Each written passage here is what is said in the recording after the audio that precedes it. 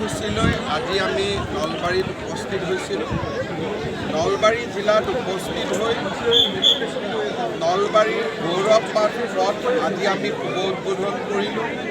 চিলাৰায় ভৱনৰ আধাৰশিলা স্থাপন কৰিলোঁ আৰু হৰি মন্দিৰৰ সমীপত নলবাৰী ৰাইজৰ বাবে লোক নিৰ্মাণ বিভাগে নিৰ্মাণ কৰি উলিওৱা ফ্লাইঅভাৰখনৰো আজি শুভ উদ্বোধন হ'ল।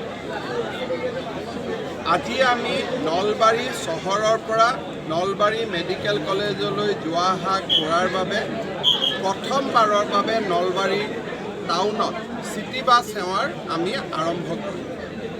আজিৰ দিনটো আমাৰ বাবে অত্যন্ত মংগলময় দিন।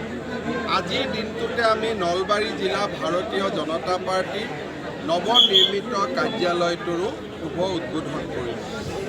এই কাৰ্যালয়টো আধাৰশিলা স্থাপনৰো সৌভাগ্য আমাৰ হৈছিল আৰু আমিয়ে আজি এই কাৰ্যালয়টো শুভ উদ্বোধন